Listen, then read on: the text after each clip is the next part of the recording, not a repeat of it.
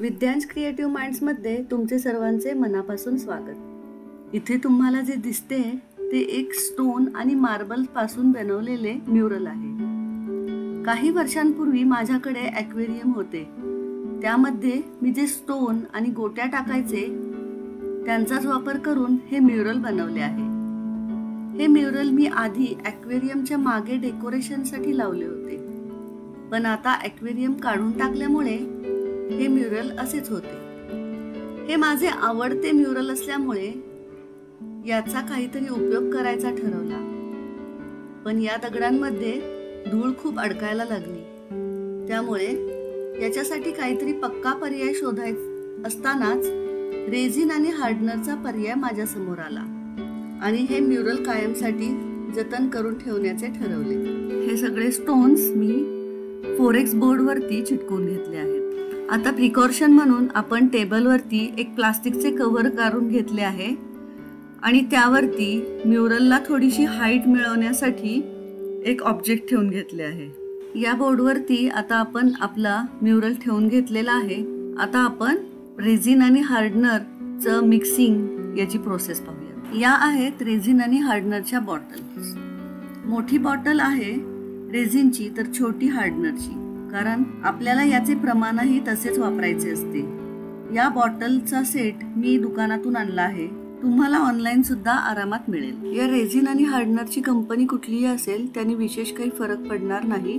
तुम्हाला जो ब्रँड मिळेल त्याचं तुम्ही इथे रेझिन हार्डनर यूज करू शकता। आता हे रेझिन आणि हार्डनर मिक्स करण्यासाठी आपल्याला एक प्लास्टिकचा कंटेनर लागेल, सोबत एक लाकडी स्टिक आणि मेजरमेंटसाठी एक स्पून। आता प्रमाण घेताना आपल्याला 2:1 म्हणजेच रेझिन 2 भाग जर घेतलं तर हार्डनर 1 भाग घ्यायचा आहे। इथे मी रेझिन 2 स्कूप भरून आणि हार्डनर 1 स्कूप भरून वापरणार आहे। तुमच्याकडे जर का किचन वेटिंग मशीन असेल तर आपल्याला त्याचाही याच्यासाठी उपयोग करता येईल। त्यामध्ये आपल्याला 200 ग्रॅम जर आपण रेझिन वापरलं तर 100 ग्रॅम आपल्याला हार्डनर त्यामध्ये मिक्स करावं लागणार आहे।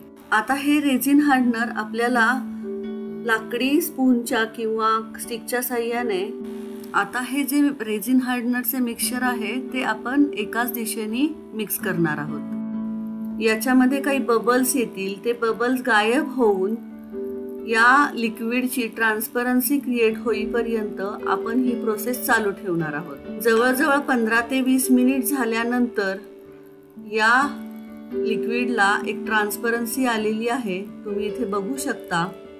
आणि आता हे लिक्विड याच्यावरती ओतण्यासाठी तयार आहे।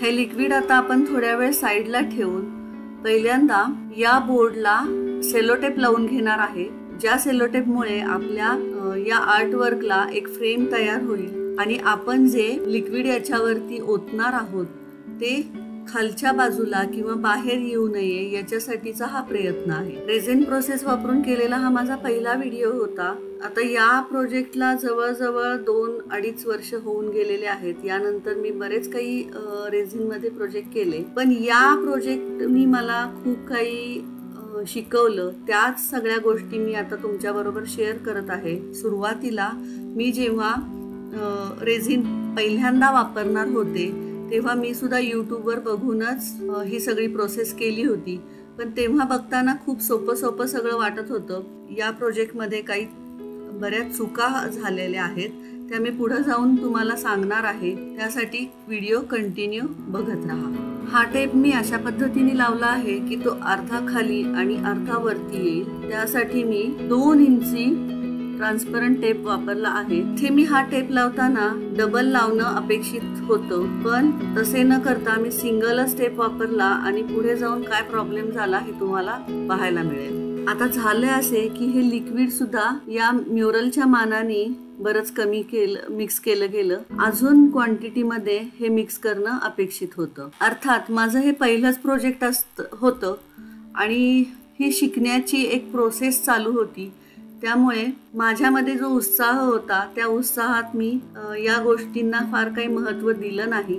हे लिक्विड आम्ही पुन्हा एकदा मिक्स करून घेतले आणि पुन्हा एकदा याच्यावरती टाकायचे ठरवले। हे लिक्विड सुकायला 1 दिवस लागतो, त्यामुळे अशी विशेष काही घाई नव्हती की हे लिक्विड आत्ताच्या आत्ता 2 मिनिटात 5 मिनिटात झालंच पाहिजे.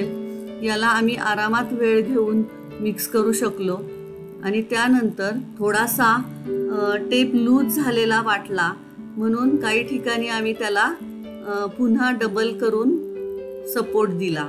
आता हे पुन्हा मिक्स केलेलं लिक्विड आम्ही यावर ओतत आहोत आणि ओतून झाल्यावरती याला पुन्हा स्टिकनी स्प्रेड करून घेतलं. रेझिन हार्डनरचं हे जे लिक्विड आहे हे आता जरी तुम्हाला इथे वाटत असेल की ते कमी आहे, पण ते असताना खूप जास्ती होतं. झालं असं की मी जेव्हा ते रात्री सुकायसाठी म्हणून ठेवून टाकलं तर साईडचा टेप आडवा पडून त्याच्यामधून लिक्विड बाहेर पसरलं गेलं. तुम्ही इथे बघू शकताय की हे लिक्विड पूर्ण बाहेर आले.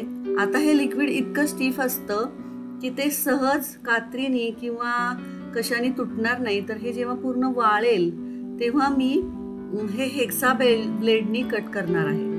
आता हे म्युरल तयार झालं, पण ह्याला आता ठेवायचं कुठे किंवा वॉलवर लावायचं कुठे हा प्रश्न होता.